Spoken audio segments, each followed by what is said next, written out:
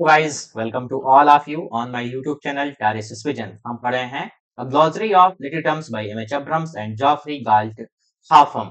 Last class में मैंने आपको पढ़ाया हुआ है कैनन के बारे में, जहां पर मैंने आपको बताया कि जो कैनन वर्ड है वो असल में ग्रीक भाषा के शब्द कैनॉन से आता है, जिसका मतलब मेजरिंग रॉड होता है।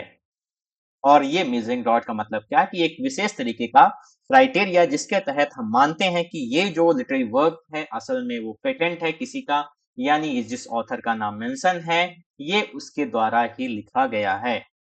और आपको ये जान करके दिलचस्पी लगेगी कि जब पहली कैनन को बनाया गया, पहला लिटरेरी कैनन बनाया गया, तो उसमें महिलाओं की कोई जगह ही नहीं थी, यानी विमेन के जो वर्क्स थे उनको माना गया कि they are not fit to keep in the literary canon, means they were considered subservient to the men। समझ रहे हैं?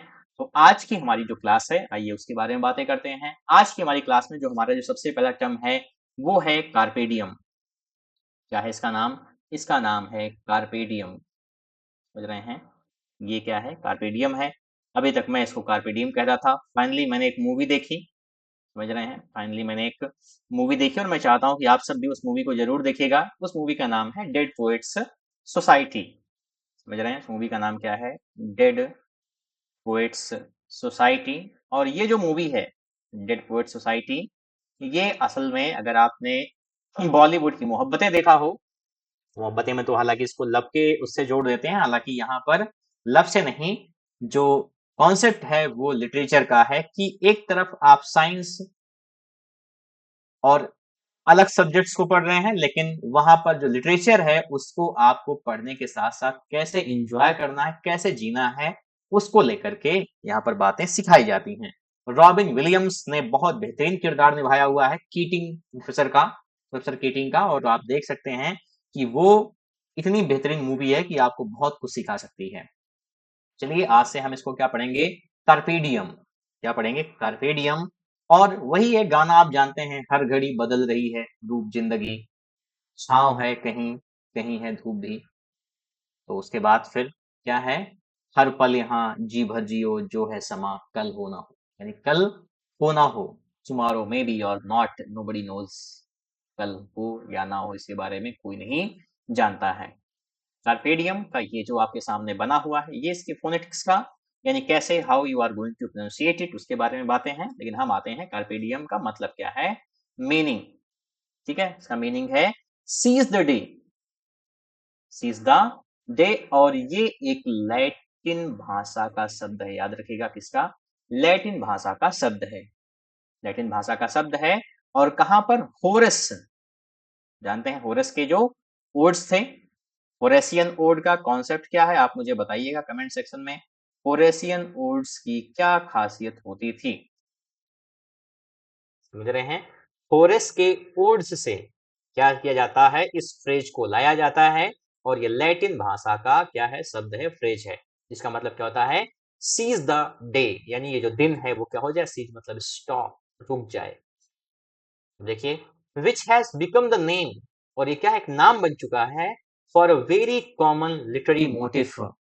वेरी कॉमन का मतलब बहुत ही ज्यादा, कॉमन का मतलब क्या है? आम। लिटरेरी का मतलब क्या? साहित्यिक मोटिफ। समझ रहे हैं? मोटिफ का मतलब आप पर्पज मान लीजिए, उद्देश्य। स्पेशली इन लिरिक पोएट्री, विशेषतया कहां पर? लिरिक पोएट्री में। समझ रहे हैं? क्या है? लिरिक पोएट्री में ये एक बहुत कॉमन नाम बन चुका है। अब आगे देखिए, द स्पीकर, जो स्पीकर है यानी कि जो वक्ता है, इन अ कार्पेडियम, एक कार्पेडियम में, पोयम में, इम्फसाइजेस, जोड़ देता है। किस बात पर जोड़ देता है? देखिए, दैट लाइफ इज शॉर्ट, ये बहुत इंपॉर्टेंट लाइन, इसको मार्क करिएगा। लाइफ इज शॉर्ट, जिंदगी कैसी है? छोटी है। एंड टाइम इज फ्लीटिंग, और समय क्या है? वो फ्लीट कर रहा है, हमेशा, ठीक है, भाग रहा है। And time is fleeting. समझ रहे हैं? Life is short and time is fleeting, यानी हर एक समय आपका क्या हो रहा है? वो भाग रहा है। इन ऑर्डर टू, ताकि क्या कर सके वो? ठीक है, इन ऑर्डर टू अर्ज, अर्ज मीन्स क्या है? Request. In order to request his auditor, अपने किसको? ऑडिटर को। समझ रहे हैं? ये जो पोएट है स्पीकर वो अपने ऑडिटर मतलब सुनने वाले को, ऑडिटर का मतलब क्या है, सुनने वाले को, हु इज ऑफन जो प्रायः क्या किया जाता है, रिप्रेजेंट किया जाता है एज अ वर्जिन, यानी कि जो ऑडिटर है उसकी वो क्या है, वो एक वर्जिन है।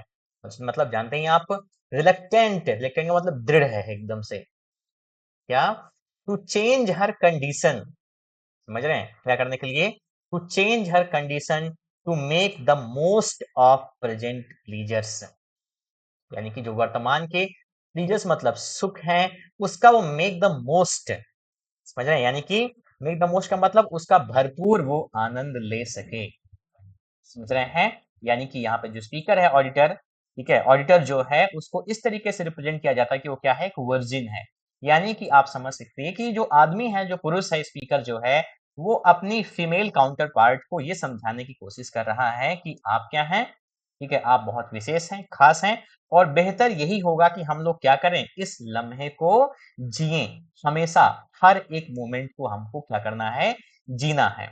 फ्रीक्वेंट एम्बलम, एम्बलम मतलब क्या, प्रतीक मान लीजिए, अ frequent emblem of the brevity, brevity का मतलब क्या है, जो संक्षिप्तता है, जो संक्षिप्त क्या है, संक्षिप्तता है, ऑफ फिजिकल ब्यूटी, शारीरिक सुंदरता का, अ frequent emblem of the brevity of physical beauty, यानी कि क्या है, frequent emblem of the brevity, यानी कि क्या है, जो फ्रीक्वेंट एम्बलम है किसका, ब्रेविटी ऑफ फिजिकल ब्यूटी, शारीरिक सुंदरता की जो संक्षिप्तता है, and the finality of the death, ठीक है, and the finality of the death, और मौत की जो क्या है, फाइनलिटी यानी सत्यता मान लीजिए आप, is the rose, finality of the death, finally of death is the rose, वो क्या है, रोज है, as in Edmund Spenser's the faerie queene, the faerie queene, जैसा कि एडमंड स्पेंसर ने अपनी फेरी क्वीन में डेपिक्ट किया हुआ है, क्या, gather there for the rose, gather there for the rose whilst yet is prime, समझ रहे हैं, वाइल्स्ट येट इज प्राइम, यानी कि आपको क्या करना है, अपनी जिंदगी को आपको क्या कर लेना है, ठीक है, एकदम से जी लेना है, आपको अपनी लाइफ को क्या करना है, ठीक है, जी लेना है, वाइल येट इज प्राइम, यानी कि जब तक क्या है, समय है आपके पास में, get there for the rose whiles yet is prime, समझ रहे हैं क्या है, frequent emblem of the brevity of physical beauty and the finality of death is the rose, यानी किसको, एक जो एम्बलम इस्तेमाल किया गया शारीरिक सुंदरता और मौत के बीच का, वो क्या है, रोज है, रोज की तरीके से, get there for the rose whilst it is prime, यानी कि जब तक अच्छा है अपने आप को क्या करना है, रोज आपको क्या करना है, गेदर करना है, एंड और क्या, इन द 17th सेंचुरी, कब, 17वीं शताब्दी में, रॉबर्ट हैरिक्स, समझ आए, रॉबर्ट हैरी की पोयम, रॉबर्ट हैरी का नाम कहाँ पर आता है आप मुझे बताएंगे, मैंने आपको इनकी एक बहुत फेमस पोयम भी पढ़ाई हुई है, अगर आपको याद हो तो वो कौन सी पोयम है, उसका नाम मुझे आप बताएंगे, विलियम वर्ड्सवर्थ की है टू डैफोडिल्स,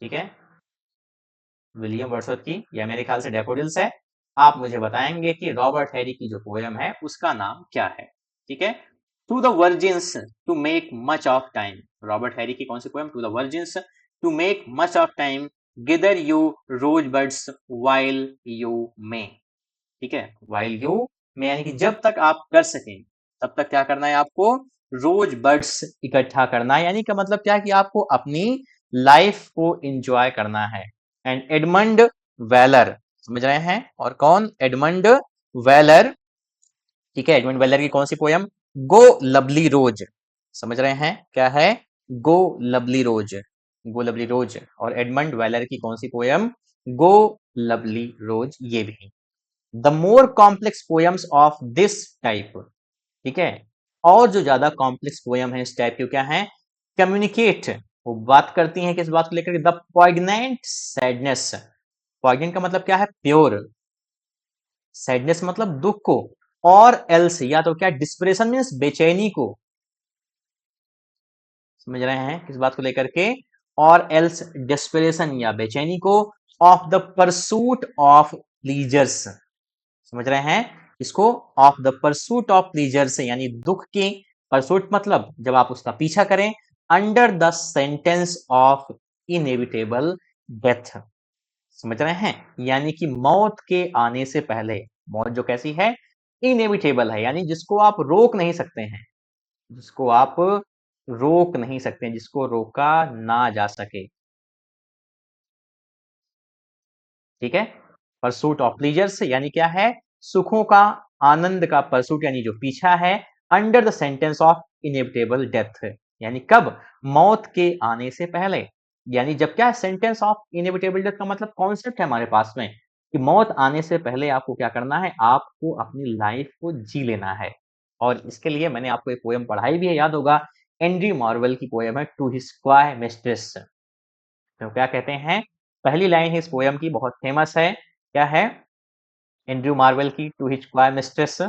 आप मुझे बताइएगा कमेंट सेक्शन में, मैं ही आपको क्यों बताऊं सारी चीज। ठीक है? एंड द, और कौन सी? Sustained set of variations on the carpe diem motif in the Rubaiyat of Omar Khayyam. बहुत बेहतरीन वर्क है, समझ रहे हैं? क्या है? The Rubaiyat of Omar Khayyam, उसका भी क्या है? Sustained set of variations means क्या है? इसमें विभिन्नता है। कहां पर?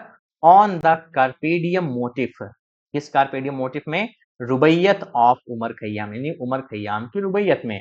Translated by the Victorian poet Edward FitzGerald, जिसको ट्रांसलेट किया गया किसके द्वारा? विक्टोरियन पोएट एडवर्ड फिट्जजेराल्ड के द्वारा। इन 1747 1747 में लेडी मैरी वर्टली मॉन्टेगू, ठीक है, एक ही नाम है, Lady Mary Wortley Montagu, wrote the lover a ballad. क्या लिखा इन्होंने? The lover a ballad, a brilliant counter to the carpe diem poems written by male poets. समझ रहे हैं क्या है? ये क्या है? Lady Mary Wortley Montagu means क्या है? एक वीमेन, वुमन है, ये महिला ऑथर हैं, और इन्होंने ये दिखाया कि नहीं, आदमी अकेले ही इस चीज को नहीं लिख सकता है, महिलाएं भी पीछे नहीं हैं। जो क्या है? ब्रिलियंट काउंटर है, यानी बेहतरीन जो है काउंटर है किसका? To the carpe diem poems written by male poets. In the woman, in it क्या है इसमें? The woman explains to her importunate suitor why she finds him utterly resistible. इसमें क्या कर रहे हैं?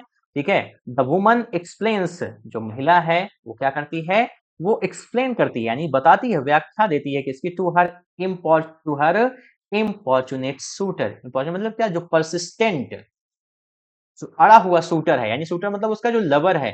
ठीक है, वाई सी फाइंड्स हिम, कि क्यों वो उसको पाती है, अटरली रेजिस्टिबल। ठीक है, क्लियरली, अटरली का मतलब क्या है? क्लियरली रेजिस्टिबल, यानी कि जिसको रोका जा सके, यानी अगर वो प्यार का प्रपोजल उसके सामने कर रहा है तो क्यों वो उसको इनकार कर दे। ठीक है, क्यों ना उसको इनकार इनकार करे, बल्कि ये कहना चाहिए। रेजिस्टिबल का मतलब क्या है? कि वो जो आदमी है उसको बोर कर रहा है, वो रेजिस्टिबल है, और वो जो महिला है वो बता रही है, ठीक है, कि उसके पास पर्याप्त कारण है कि वो उसको रेजिस्ट कर सके। क्या होता है? कार्पेडियम में जो मेल ऑथर हैं वो हमेशा क्या करते हैं? महिलाओं को सिखा रहे हैं, ठीक है, कि समय बहुत बीत रहा है, हर समय बीत रहा है, आपको क्या करना चाहिए? ठीक है, आपको हर मोमेंट को जीना चाहिए।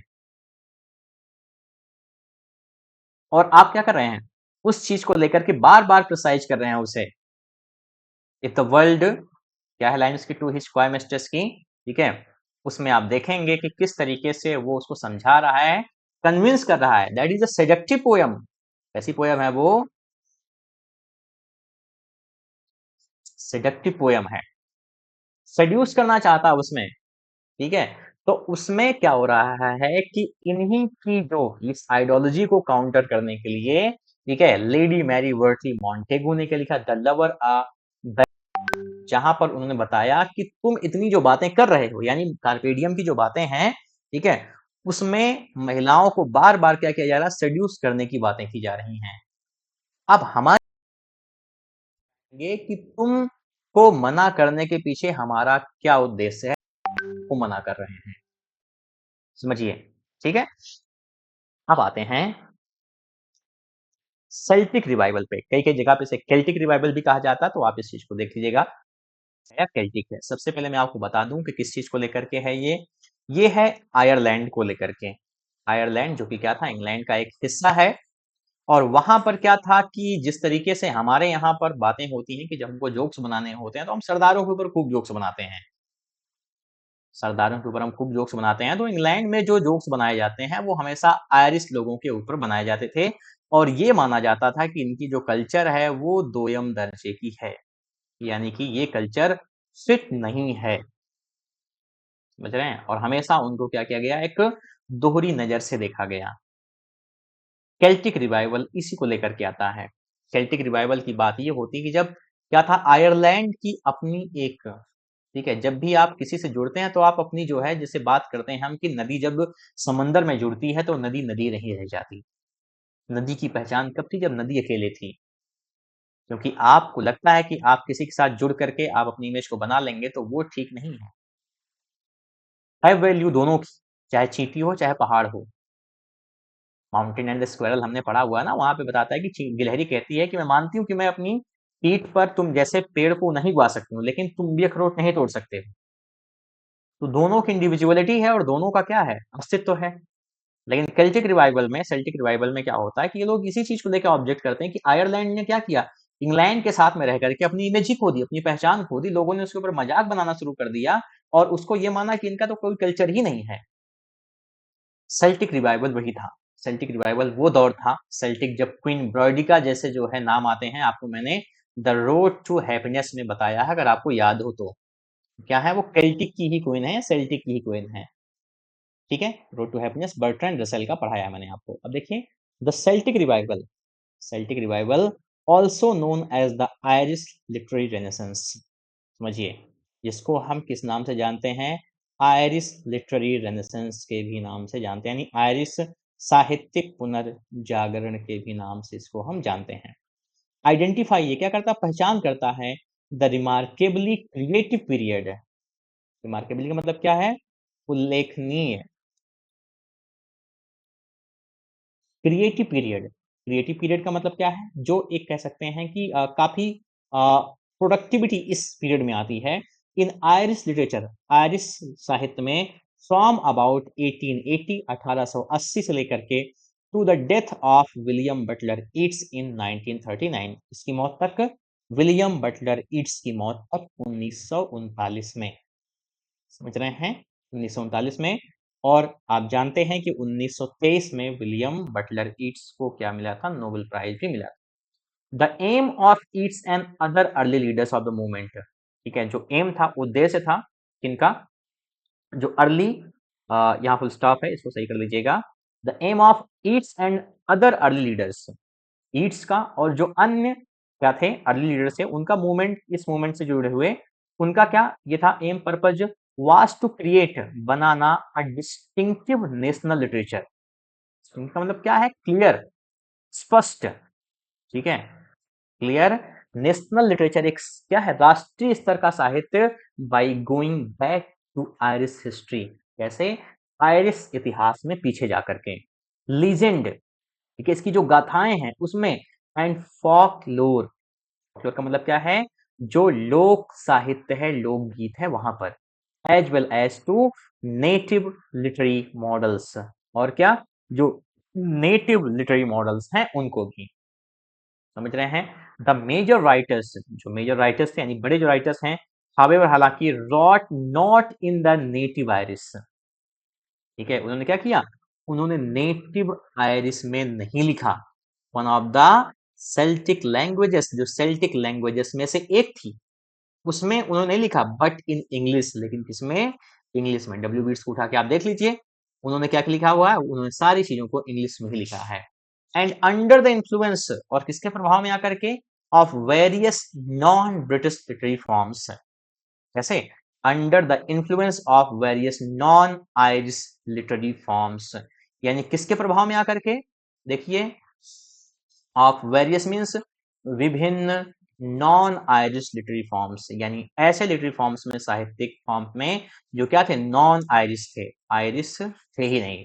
अ नंबर ऑफ देम, समझे, उनमें से कई सारे, also turned increasingly for their subject matter to modern Irish life rather than to the ancient past.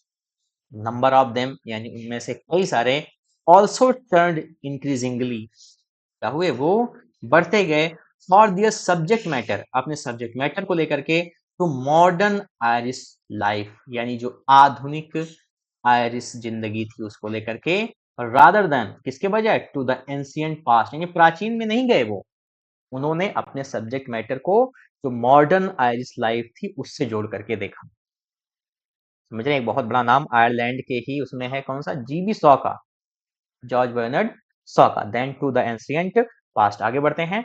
Notable poets, ठीक है, notable poets in addition to, इसके जो अलावा क्या है, जो नोटेबल पोएट्स थे वो कौन कौन हैं, एडिशन टू ईट्स, ईट्स के अलावा वर एई, एई का मतलब क्या है, जॉर्ज रसेल, क्या नाम है, George Russell, and Oliver saint John Gogarty, और कौन, Oliver saint John Gogarty, the dramatist, नाटककार कौन कौन है इंक्लूडेड, ईट्स हिमसेल्फ, ईट्स के भी जो है प्ले कौन सा है, सेंसी, उनका एक बहुत फेमस प्ले है, ठीक है, as well as Lady Gregory, और लेडी ग्रेगरी के ही साथ में आप जानते हैं उन्होंने क्या किया था, नेशनल थिएटर ऑफ आयरलैंड को स्टैब्लिश किया था, ठीक है, आयरिश थिएटर का नाम जिसे हम देते हैं, क्या नाम देते हैं, आयरिश थिएटर। आप मुझे कमेंट बॉक्स में बताएंगे कि आयरिश थिएटर को कब स्टैब्लिश किया गया था।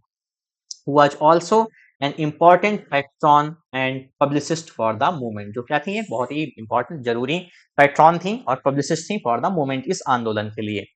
John Millington Synge, John Millington Synge, better known as J M Synge, जिनका बहुत फेमस प्ले कौन सा है, the playboy of the western world, the playboy of the western world,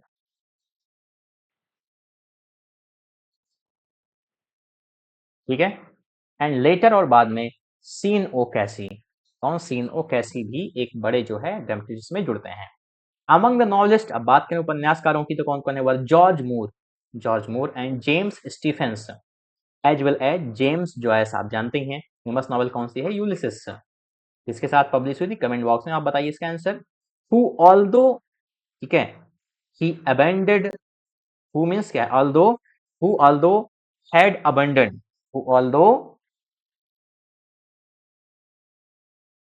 who although, who जिन्होंने क्या किया, although he had abundant, हालांकि उन्होंने क्या किया था, अबंडन मीन्स त्याग दिया था, इसको, आयरलैंड को, फॉर यूरोप, यूरोप के लिए, एंड रिडिक्यूल्ड, और मजाक उड़ाया इन्होंने, जेम्स जॉयस ने, the axes of the nationalist writer, ठीक है, जो एक्सेस चीजें कर रहे थे, अत्यधिक कर रहे थे किसके, द नेशनलिस्ट राइटर्स, यानी कि जो राष्ट्रवादी लेखक थे उनके लिए, adverted to Irish subject matter and characters in all his writings, ठीक है, और क्या करते हैं ये, एडवर्ट करते हैं, ठीक है, क्या हो कर रहे थे, एडवर्ट करते हैं, कहां पर, अपनी सारी राइटिंग्स में जो किससे जुड़ी हुई थी, आर्य से जुड़ी हुई थी, समझ रहे हैं, क्या कर रहे थे, एडवर्ट कर रहे थे, समझ रहे हैं, हाँ, adverting subject matter and characters in all his writings, ठीक है, adverted to Irish subject and matter characters in all his writing, as these names indicate, जैसा कि सारे नाम दर्शाते हैं, ठीक है, the Celtic revival produced, so, ठीक है, one of the greatest poetry, produced some of the greatest poetry, drama and prose fiction, जैसा कि नाम इंडिकेट करता है, जो सेल्टिक रिवाइवल था, प्रोड्यूस, जिसने प्रोड्यूस किया, सम ऑफ द ग्रेटेस्ट पोएट्री, यानी कौन सी, बेहतरीन poetry, drama and prose fiction को, रिटन इन इंग्लिश, जो इंग्लिश में लिखी गई ड्यूरिंग किसके दौरान, द फर्स्ट 4 डिकेड्स, यानी पहले के 4 दशक में, और किसके, ऑफ द 20th सेंचुरी, समझ रहे हैं, कब, 20वीं शताब्दी के, 20वीं शताब्दी के, यानी 1910, 1920, ठीक है, और 1930, और उसके बाद, ठीक है, क्या होता है, 1900 आपका 20, उसके बाद 30, फिर उसके बाद 40, ठीक है, हाँ, एडवर्ट का मतलब यहाँ पर क्या होता है कि टू टर्न माइंड, यानी अपने दिमाग को, ठीक है, टर्न करना, adverted to Irish subject matter and characters in all his writings, मतलब इन्होंने क्या किया, इन्होंने अपने, ठीक है, वर्क्स में एडवर्ट किया, यानी जो है अपना माइंड जो है वो टर्न हटा दिया, समझ रहे हैं, हटा लिया किससे, आयरिश सब्जेक्ट मैटर से और कैरेक्टर से, कहां पर, अपनी सारी राइटिंग्स में, ठीक है। अब चलते हैं आगे, अगला हमारा टर्म है character and characterization, character and characterization, और एरिस्टोटल ने जो 6 एलिमेंट्स ऑफ ड्रामा दिया, या ट्रेजेडी कह सकते हैं, एरिस्टोटल 6 एलिमेंट्स ऑफ ठीक है, ट्रेजेडी आप मान लीजिए या ड्रामा मान लीजिए आप, ठीक है, या आप ड्रामा कह लीजिए, ठीक है। उसमें आप मुझे बताएंगे कि जो कैरेक्टर है उसके लिए उन्होंने कौन सा एक स्पेसिफिक नाम दिया है।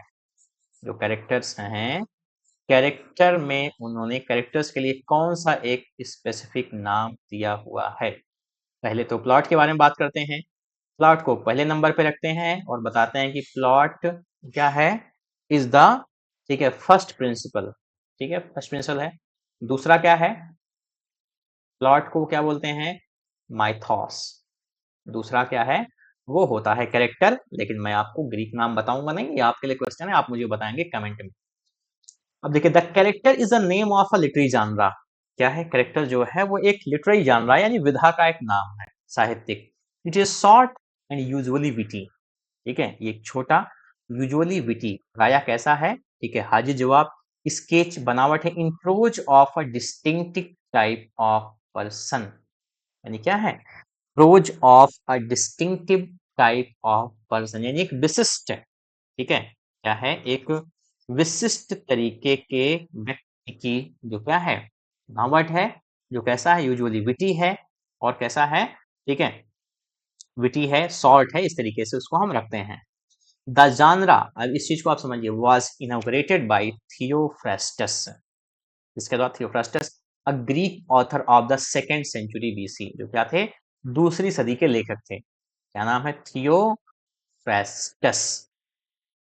एक नाम और है जिसको हम कहते हैं थियोक्राइटस। आप मुझे बताएंगे, आप कमेंट सेक्शन में इसका जवाब देंगे कि इस बंदे का नाम आपको कहां पर मिलता है, ठीक है। आप अपने आंसर जरूर दिया करिए, क्योंकि इसी से आपकी पहचान होती कि आप कितने पानी में हैं और कितना आप पढ़ ले रहे हैं, कितना आपको चीजें याद हैं। हु रॉट, जो लिखा, अ लिवली बुक, ठीक है, एक बहुत शानदार किताब जिसका नाम क्या था, इंटाइटल्ड कैरेक्टर्स। इस किताब का नाम ही क्या था, कैरेक्टर्स था, ठीक है। क्या किताब का नाम, कैरेक्टर्स है। कैरेक्टर इटैलिक्स में है, इटैलिक्स कर लीजिएगा, टेढ़े में। The form had a great vogue, form means क्या, had a great vogue means fashion. जो फॉर्म है, हैड अ ग्रेट वोग यानी इसका अच्छा खासा फैशन था, in the earlier 17th century, तब 17वीं शताब्दी में। The books of characters then written by Joseph Hall, ठीक है, ऐसी किताबें जिसकी, the books of characters then written by Joseph Hall, ठीक है, sir Thomas Overbury and John Earle influenced later writers of essays, history and fiction, ठीक है। The titles of some of Overbury's sketches will indicate the nature of the form, ठीक है। The titles of some of Overbury's sketches will indicate the nature of the form, और कौन कौन से हैं, A Courtier, A Wise Man, A Fair and Happy Milkmaid, ठीक है, Sir Richard Aldington's anthology, a book of characters, ठीक है, यहाँ पे ऐसे ही है। अब आ जाइए, हमारा जो दूसरा पॉइंट है, कैरेक्टर्स भी है क्या, कैरेक्टर्स आर द पर्सन, ठीक है, ये था कैरेक्टर की बात। अभी तक क्या था, ये कैरेक्टर थी, यानी कि जो है, आप कह सकते हैं कि जब चरित्र चित्रण की आप बात करते हैं, उसका कैरेक्टर कैसा है, ठीक है, कैरेक्टर कैसा है, तो ये short, usually witty, sketch in prose था, यानी कि प्रोज में क्या करते थे, इसको छोटे और, ठीक है, बहुत अच्छे विटी टाइप में हम बताते थे कैरेक्टर कैसा है इसका, ठीक है। डिस्टिंक्टिव टाइप ऑफ पर्सन, विशेष व्यक्ति की क्या थी, short, usually witty, sketch style, समझिए, इसको हम कैरेक्टर बोलते हैं। फर्क है कैरेक्टर और कैरेक्टर्स में। कैरेक्टर पात्र, ठीक है, यहाँ पर बात नहीं हो रही है, कैरेक्टर बात हो रही है, इसको हम कहते हैं चरित्र चित्रण करना, ठीक है। यहाँ पर दूसरा टर्म है वो है कैरेक्टर्स, ठीक है, और कैरेक्टर्स को आप बताएंगे, यहाँ पर वही बात है, ठीक है, कि ग्रीक में कौन सा एरिस्टोटल ने इसका नाम दिया हुआ है। देखिए, characters are the persons, characters क्या हैं, ऐसे पर्सन्स हैं रिप्रेजेंटेड इन अ ड्रामेटिक और नैरेटिव वर्क, जो कहाँ रिप्रेजेंट किए जाते हैं, एक ड्रामेटिक या नैरेटिव वर्क में, who are interpreted by the reader, जो कि किसके द्वारा, रीडर के द्वारा इंटरप्रेट किए जाते हैं, माने जाते हैं, ठीक है। इंटरप्रेट मीन्स माना जाना, समझा जाना, जाना, by the reader as being endowed with particular moral, intellectual and emotional qualities by inferences from what the person say and their distinctive ways of saying it. The dialogue, देखिए बहुत important fact है, बहुत important है भी आपके लिए जानने के लिए कि क्या होते हैं कैरेक्टर्स। ऐसे पर्सन होते हैं किसी ड्रामेटिक या नैरेटिव वर्क में, कोई कहानी भी हो सकती है, जरूरी नहीं है ये, ठीक है, वो चाहे ड्रामा का हो चाहे कहानी हो या कुछ भी हो सकता है। हु आर इंटरप्रेटेड, जिनको समझा जाता है बाय द रीडर, हम जैसे पाठकों द्वारा। क्या समझाता है? एज बीइंग इंडोर्ड, इनके पास क्या है? इंडोर्ड मीन्स इनके पास है, समझ रहे हैं? इंडोर्ड मतलब आप कह सकते हैं हिंदी में कि निहित है इनमें। क्या है इनमें? निहित है। क्या? विथ पार्टिकुलर मोरल, यानी एक विशेष तरीके की मोरल मतलब नैतिकता। क्या है? इनकी प्रकार विशेष की, एक विशेष प्रकार की नैतिकता है। इंटेलेक्चुअल है, ये बौद्धिक है। एंड इमोशनल क्वालिटीज, और कैसी? जो भाव कर देने वाली क्वालिटीज हैं, गुण हैं। बाई इन्फ्लुएंसेस, ठीक है, by influences from the what the person से, इसके द्वारा व्हाट द पर्सन से। इन्फ्लुएंसेस का मतलब क्या? अनुमान मान लीजिए, ठीक है। कैसे हम अनुमान लगाते हैं? Emotional quality by influences from what the person says and their distinctive ways of saying it. समझिए, कैरेक्टर की ये जो इंटेलेक्चुअल, इमोशनल और मॉरल जो क्वालिटी है, गुण जो हैं, इसको हम कैसे मानते हैं? कैसे मानते हैं? क्या? फ्रॉम व्हाट द पर्सन से, कि वो व्यक्ति कह क्या रहा है, and their distinctive ways of saying it, और उसकी जो क्लियर वे है, तरीका है किसका? ऑफ सेइंग इट, इसको कहने का। समझ रहे हैं? व्हाट द पर्सन से, वो व्यक्ति कहता कैसे है, कोई कहता क्या है, and their distinctive ways of saying it, और उसको कहने का उसका तरीका कैसा है। समझ रहे हैं?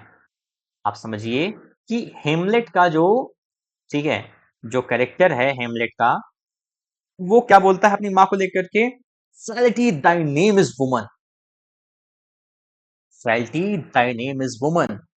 अगर उसी चीज को कोई दूसरा कैरेक्टर होता, जो कैरेक्टर होते हैं स्टेज पर, वो क्या करते हैं?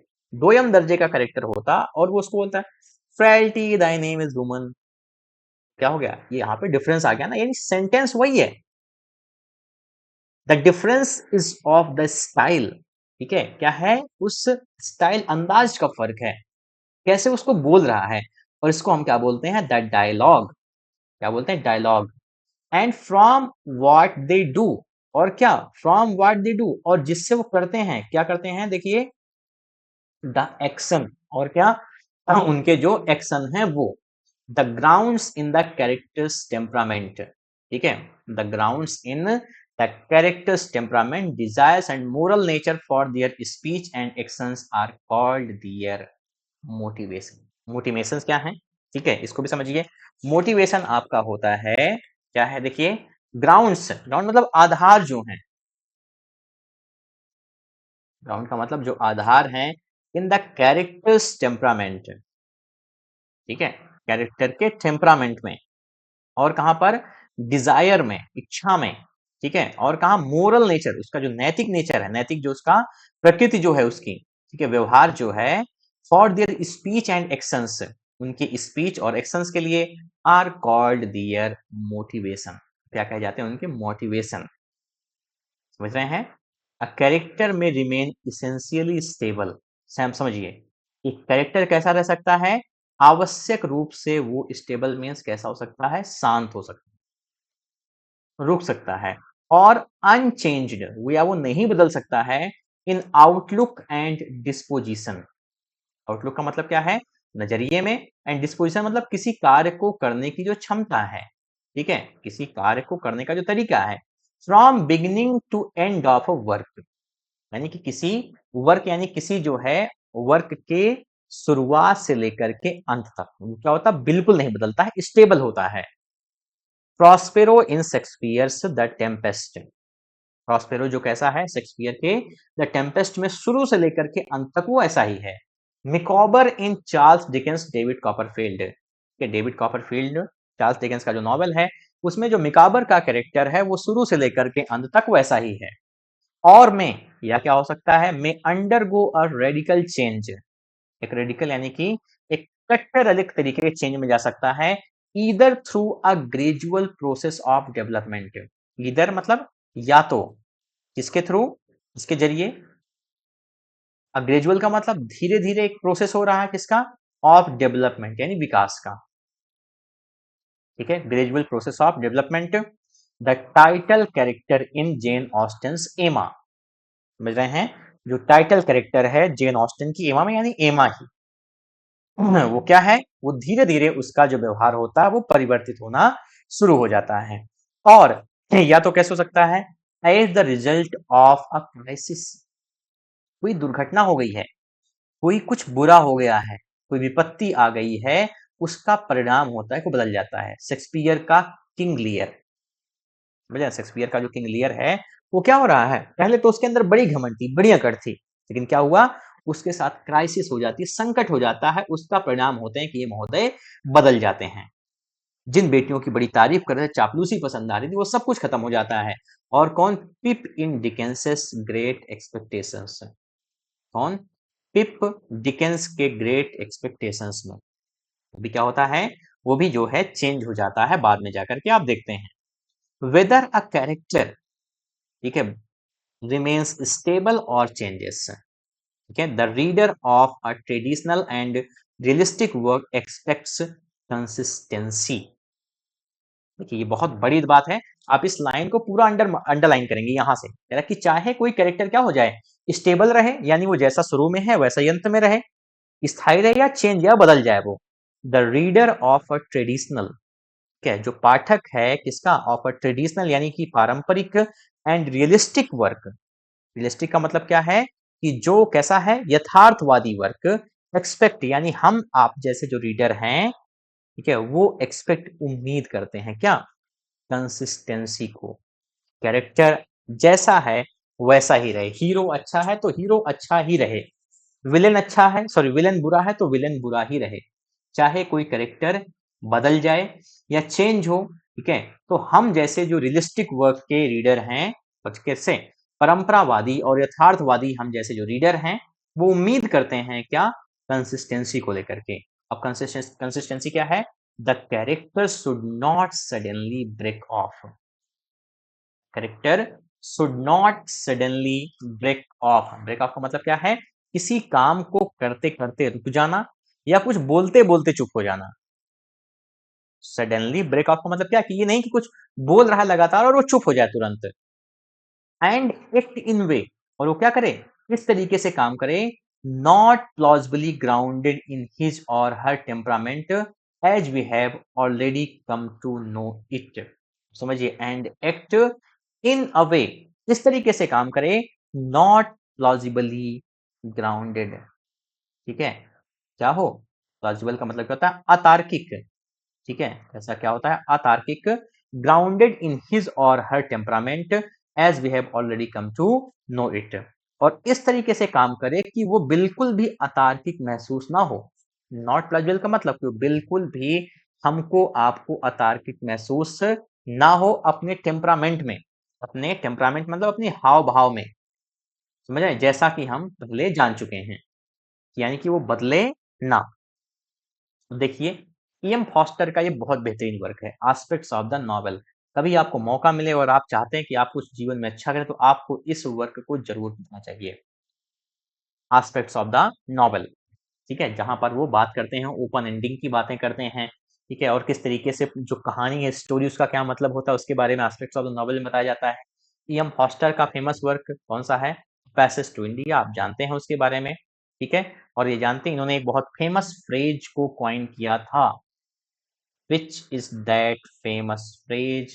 Answer me in the comment box. वो फेमस फ्रेज कौन सी थी जिसको ईएम फॉस्टर साहब ने दिया हुआ है, ठीक है, इंट्रोड्यूस्ड, इन्होंने क्या किया, इंट्रोड्यूस किया, क्या, पॉपुलर न्यू टर्म्स, समझ रहे हैं, पॉपुलर मीन्स बहुत विशेष, new terms, for an old distinction, by discriminating between flat and round characters, इसके द्वारा, for an old distinction by discriminating between, हाँ, discriminating between flat and round characters, ठीक है, क्या हो रहा है, इन्होंने के इंट्रोड्यूस किए हैं पॉपुलर न्यू टर्म्स, कई सारे नए terms for an old distinction, ठीक है, एक पुराने बदलाव से, ऑफ डिस्क्रिमिनेटिंग, क्या करने का, ठीक है, इन दोनों को लोगों को अलग करने का, between flat and round characters, flat and round characters के बीच में फर्क दिखाया इन्होंने। अब देखिए क्या है a flat character,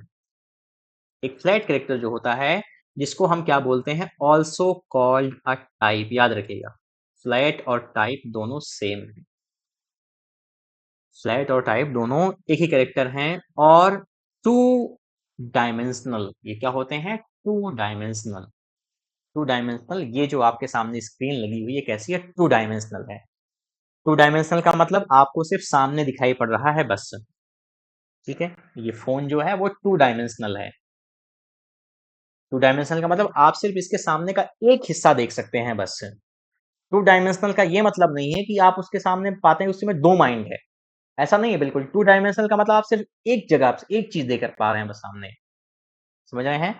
foster says, foster कहते हैं is built around a single idea और क्वालिटी, ठीक है, जो फ्लैट या टाइप कैरेक्टर हैं वो किसके अराउंड बने होते हैं, अ सिंगल आइडिया और क्वालिटी, एक सिंगल विचार या गुण को, एंड इज प्रेजेंटेड, और इनको प्रेजेंट किया जाता है विदाउट मच इंडिविजुअलाइजिंग डिटेल, यानी इनके बारे में कोई विशेष आपको डिटेल नहीं दी जाती है, एंड देयरफॉर, और इसलिए कैन बी फेयरली, यानी इनको सही साख ठीक ठाक एडिक्वेटली मतलब पर्याप्त रूप से described in a single phrase और सेंटेंस, यानी कि किसी एक सिंगल फ्रेज या सेंटेंस में आप इनको क्या कर सकते हैं, डिस्क्राइब कर सकते हैं।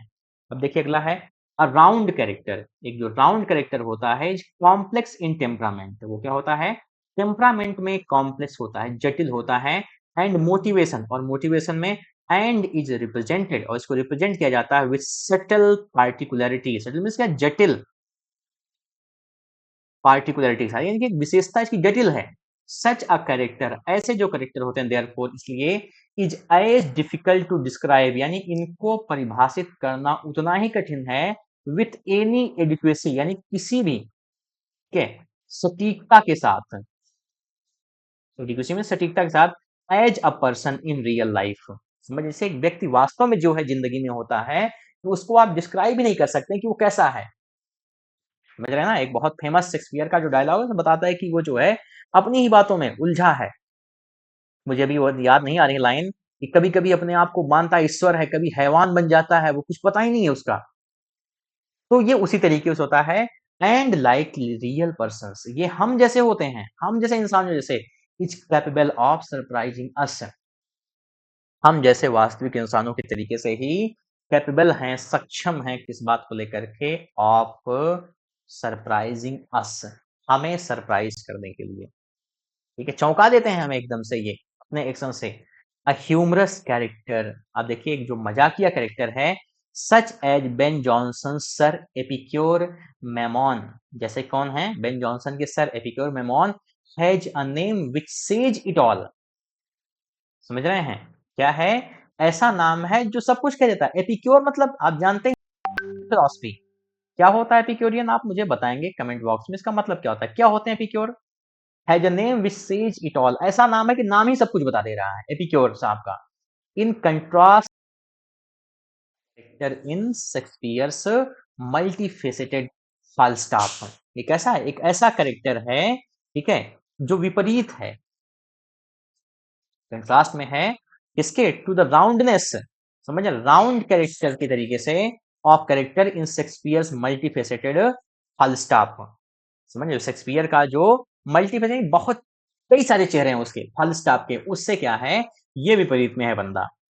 Almost all dramas and narratives, लगभग सारे ड्रामा और नैरेटिव्स में, properly enough have some characters, कुछ ऐसे कैरेक्टर्स हैं who serve merely as functionaries, जिनका काम क्या है, फंक्शनरी के तरीके से वो उनका इस्तेमाल किया जा रहा है, ठीक है, and are not characterized at all, इनको लेकर के कोई वहां विशेषता होती ही नहीं है, as well as other characters who are left relatively flat, जैसे क्या होते हैं, अदर कैरेक्टर्स, अन्य कैरेक्टर्स जो कैसे छोड़ दिए जाते हैं, रिलेटिवली फ्लैट, तो फ्लैट कैरेक्टर हैं, सिंगल फेस्टेड हैं, सिंगल फेस्ड उनका।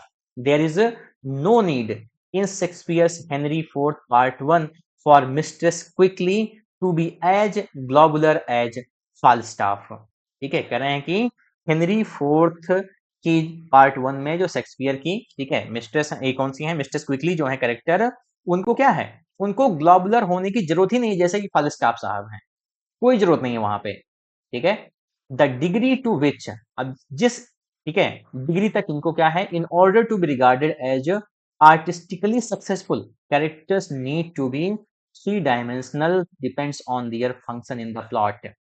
हैं द डिग्री टू विच, जिस अंदाज तक हो, in order to be regarded as artistically successful, कि आप उनको मान सकें कि वो क्या है, कलात्मक रूप से सफल हैं।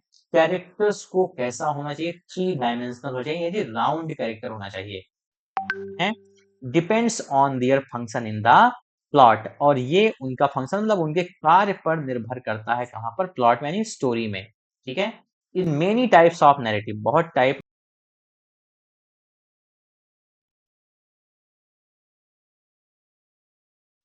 स्टोरी और एडवेंचर नॉवल या एडवेंचर नॉवल में और फार्स कॉमेडी, ठीक है, फार्स कॉमेडी में इवन द प्रोटैगनिस्ट, तो यहां तक कि जो प्रोटैगनिस्ट है यूजुअली टू डायमेंशनल, क्या होता है, टू डायमेंशनल होता है, यानी कि जैसा कि वो शुरू में है वैसे ही वो अंत में होता है। Sherlock Holmes and Long John Silver do not require for their excellent literary roles the roundness of a Hamlet, a Becky Sharp और a J. Gatsby। Sherlock Holmes हो चाहे वो लॉन्ग जॉन सिल्वर हो, उनको कोई जरूरत नहीं है कि क्या हो जाए वो अपने एक्सीलेंट लिटरेरी रोल के लिए, ठीक है, किस चीज की, द राउंडनेस ऑफ हेमलेट, यानी उनको बिल्कुल भी जरूरत नहीं है कि वो हेमलेट जैसा बने या बेकी सार्प जैसा बने या जे गेटसबी जैसा बने, उनको कोई जरूरत नहीं है, वो वैसे ही ठीक है। In his anatomy of criticism, अपनी एनाटॉमी ऑफ क्रिटिसिज्म में जो कि 1957 में आया, नॉर्थ फ्राई का हैज प्रपोज्ड, उन्होंने क्या किया है, प्रपोज किया that even life like characters, यहाँ तक कि जो लाइफ लाइक कैरेक्टर्स होते हैं आर आइडेंटिफिएबल वेरिएंट्स, वो एकदम स्पष्ट रूप से वेरी करते हैं, डिफर करते हैं, समझ रहे हैं, मोर और लेस इंडिविजुअलाइज्ड, समझ रहे हैं, ज्यादा या कम इंडिविजुअलाइज्ड होते हैं, of stock types in literary old literary genres, समझ रहे हैं, such as the self deprecating eiron, समझिए, मोर और लेस इंडिविजुअलाइज्ड, यानी उनके बारे में हमें ज्यादा कुछ बताया नहीं जाता है, of stock types, stock types होते हैं वहां पर इन ओल्ड लिटरेरी जानरा, तो स्टॉक कैरेक्टर क्या होता है मैं आपको बताऊंगा, अभी नहीं, अगर आप जानते हैं तो आप कमेंट बॉक्स में मैसेज कर दीजिए। स्टॉक कैरेक्टर के क्या गुण होते हैं, मैं आपको एक लाइन बता देता हूं, किसी गांव में एक, किसी गांव में एक सौतेली माँ रहती थी, ठीक है, अब आप मुझे बता दीजिएगा स्टॉक कैरेक्टर का मतलब क्या है, अगर आप होनहार हैं तो आप इस सेंटेंस से समझ जाएंगे कि इसका मतलब क्या होता है।